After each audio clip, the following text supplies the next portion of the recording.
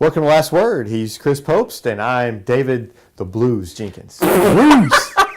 The Blues!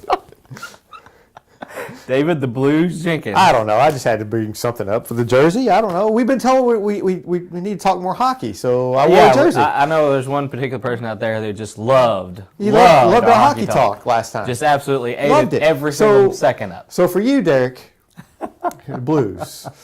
All for you. You know, you had a great game to watch last night if you're a Blues fan, for sure. 6 goals and total domination from the Blues in that part. And you kind of expected that, just the little that I know from kind of catching up with all these teams, that Dallas's goaltending is a little suspect at times. Yeah, they have 2 different goalies that kind of flip and flop in there, and neither one of them did very well, on Tuesday night. And it was, Blues took advantage of it, and apparently, Blues took advantage of the center of the ice. Apparently, they were able to attack the center of the ice and drop some hockey knowledge on you.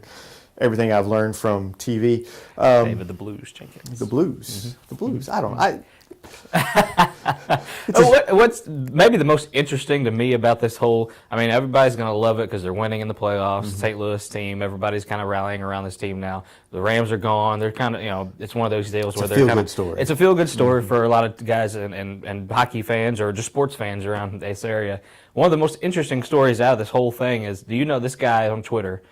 He was tweeting during the Blackhawks series. He was at the game. He was at the game last night. His name's Tony X on Twitter, or Lou something like, I can't remember his Twitter handle, but anyways, Tony X.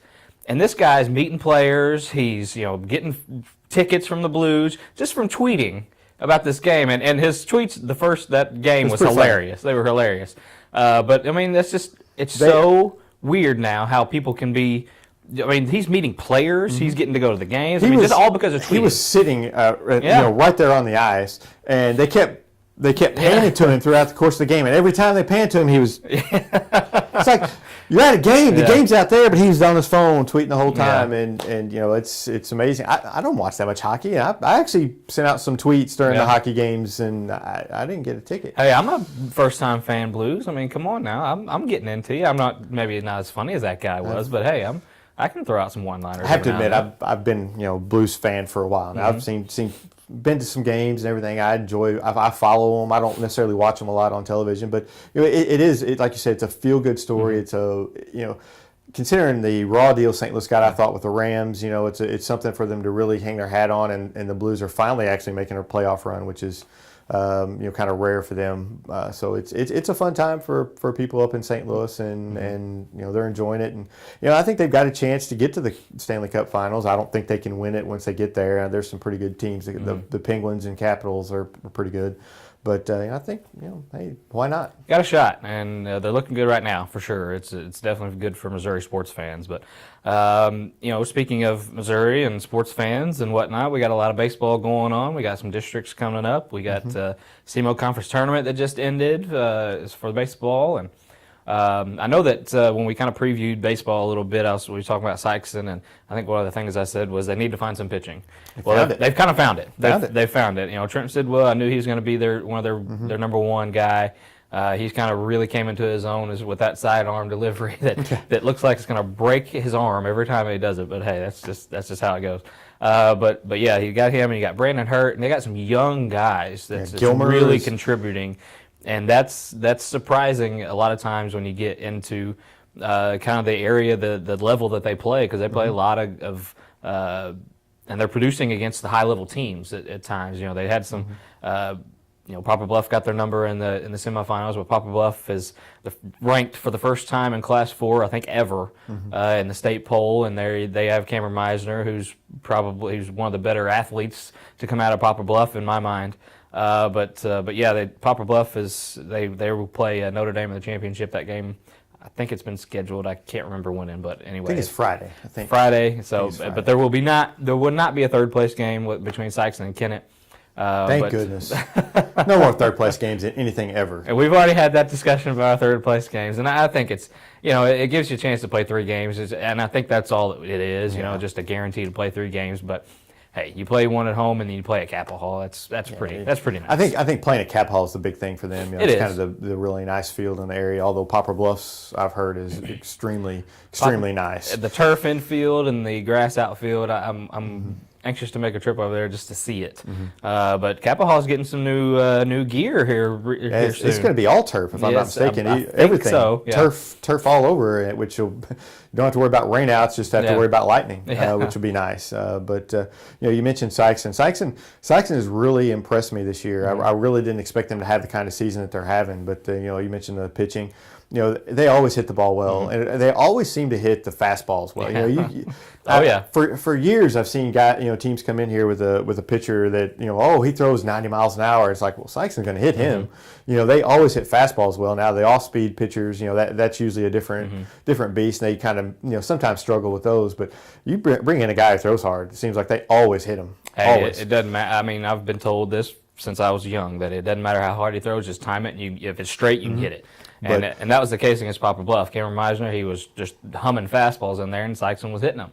And he was walking a few as well, but they bring in a kind of I hate saying junk ball pitcher because he had a little bit more than that, but Ronan Rice, he came in, and that's when Sykeston's hit stopped. Under Self, fast, they could hit fastballs, and Sheeters just kind of, Coach Sheeters kind of just continued the pattern, and it serves them well. They always have a good offense, always. And then and it's showing.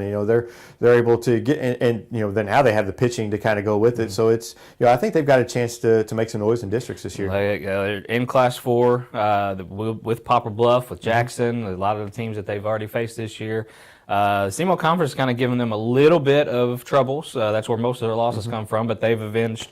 One against Jackson. They had a chance against Poplar Bluff and could have had a chance against Kennett, but there's no third place game. They all seem to be close. Oh, yeah. They are all in extra innings and one-run games. Right. So that bodes well when you get to district time. You're used to playing those close games, and everybody's kind of even. So whoever's hot. Poplar Bluff looked very good to me when they were out there. They got just big, strong kids. I mean, I don't know where they come from. Obviously, they've been in the program for a while, but still, they look like they have the look of a very good baseball team. But you have Poplar Bluff in districts, and I'm not saying baseball because but Poplar Bluff and other districts in basketball and football, they tend not to finish the deal. That's true. So if you're Sykes and you're looking at that and saying, well, hey, that's all right, but we'll get you in districts. Yeah. So that's. They played them twice, lost to them twice. It's tough to beat a good team 3 times too. So it is, and I cannot remember. Is it in Farmington again this year? No, it's in Sykeston this year. So that's right. It is in Sykeston this year. Yeah, they have the home field advantage this year as well. So that's that'll benefit them. See, I pay attention to the details. If you don't. Yeah. So Sykeston's also hosting the girls soccer districts, which would be nice for a change. Now I don't have to drive up to Farmington or Cape or. That'd be nice. There you go. See, we don't like to drive. We get paid to drive, but still, we don't like to drive. If things are close, we like it better. Yeah. So, anyway, little NBA playoff talk. Oh God. The reason I'm wearing the Blues is because the NBA playoffs are just awful. They have been. Now they're getting better. They're getting better. You got the Thunder kind of actually answering that horrible first round. Except they shouldn't have won because the officials were terrible. There's like 7 missed calls, maybe 5 legitimate missed calls during that final sequence. I think the NBA said there were 5 missed calls, and that's just you can't do that in the playoffs. It's terrible officiating. It's terrible basketball to watch. I have not been able to sit down and watch a whole game. I like watching Golden State. I really do. They're fun to watch. I love the way they pass the ball, and I like watching San Antonio for the same reasons. I can't watch one of their games. I just cannot. I try, and I either fall asleep or change the channel. If I have time, I really enjoy watching any baskandball. And I love basketball. Yeah. I just have not been able to get into it this year. It's just awful basketball to me. And then your stars are getting hurt. Mm-hmm. I want to see Steph Curry play, not cheer on the bench. And I just think this whole playoff. Now I'm looking forward to Golden State's, San Antonio if everybody's healthy. Yeah. But it's getting better. The games are getting closer. It's getting a little bit more competitive. I mean, you couldn't have more competitive. Kyle Lowry hit a 3-point shot at half court to tie the game, to put it into overtime against the Heat. Of course, the Heat, Dwayne Wade, kind of led them to the overtime victory there. But you got that series, which I think is going to be a fun series to watch. And if the Thunder keep playing if they don't play like they did the first game, they'll be fine. Against I think the Spurs. But first game I was really excited. I turned it on at 73-40. I turned it right back off. I watched it from the tip, and I was like, they went up by like 20 points in the half of first quarter, and I was like, why am I watching this? And then it just kept getting worse and worse and worse, and I just started doing something else. I saw 33 points at halftime, and San Antonio had 73, and I'm like, nope, it's time to change it. I didn't think that LaMarcus Aldridge would make the big as much of a difference that he is now, but man, he's certainly showing now in this playoffs that he's worth. He was right in making that move to San Antonio. Obviously. I thought he was a good player last year with Portland, and Portland misses him. I noticed that. But Damian Lillard played. He's definitely taking. He's definitely kind of put the Blazers on his back, but I don't think it's going to be enough to beat Golden State even without Curry. No. I mean, they lost the lead last night. I think they were down. I think maybe it was 11 points at the end of the third. Yeah. When I was watching a little bit of it, and then I fell asleep. I fell asleep right after Golden State took the lead, and and they're doing this all without Curry. I mean, that just shows you how good of a team they are. So, with Curry, obviously I think they're obviously the tops, and they got to get him back against San Antonio for sure if they have a chance to repeat. And I like San Antonio. I like the way they play. I like the way they pass the ball and everything. They're both of those teams are very team oriented. You're not just. No offense to some of the teams out there like Oklahoma City, but they play a lot of hero ball. They get the ball, That's all they can, though. Westbrook gets the ball, and it's I'm gonna dribble until I go shoot. You put him in a set offense, and he's not the Russell Westbrook that he needs to be. He's not going to be the best Russell Westbrook that he needs to be, and that's just the way he needs to play to be at his best. That's true, but you've got two of them on the same team. That's true. Him and Durant. That's true. Now Durant can run a little bit of set. I think he can be, but I mean he's. We don't know because he doesn't get to run a set. That's true. But other than that, they have no other scores. Nothing. Yeah. I mean they don't. And if you're counting on Serge Ibaka to sit out there and just knock down threes, he can. But that's not what I want that guy doing. At all. He needs to be inside. But that's just me. Anyway, that's just my 2 cents. How many times have we seen the big guys stand outside that 3-point line, even in high school? And it's just like, times. Get underneath the stupid basket. But that's not the game anymore, man. The game's it's not the game. It's not the game. And Golden State and Steph Curry are changing the game more now than it even was. It was already changing, but now it's being changed even more. I mean, it's proven to work. And if you look at the numbers, the number of 3-point attempts, and I know the basketball purists that don't really like all that, it works, obviously, because 3 points is more than 2 points. It works. If you get that many, the chances of you winning a game are better.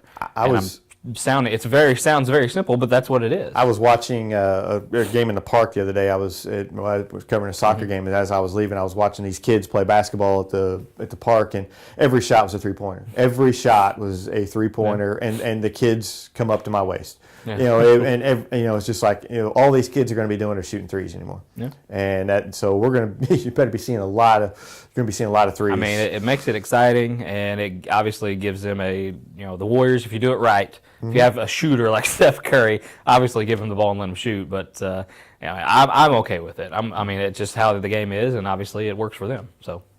I'm fine with it, but if you got a 6'11" guy, get into the basket and give me some rebounds, give me some putbacks. That's true. Don't sit out there and shoot 3-pointers. I don't want a 6'11" guy shooting threes. He can hit them. I'm not saying they can't hit them, but just I can get a little mid-range game going. That's fun too. Get into the basket. That's about all we got today, guys. Thank goodness. Make sure to check back with us next week as we continue the last word. Maybe we'll talk a little bit more hockey. We'll see where the Blues are by that time. We'll probably talk some district baseball. Baseball will be our probably main focus next week. So we'll get on some high school stuff. I know, but Derek, hockey was for you, buddy. Yeah. We'll see you guys next week on The Last Word. That was a shot.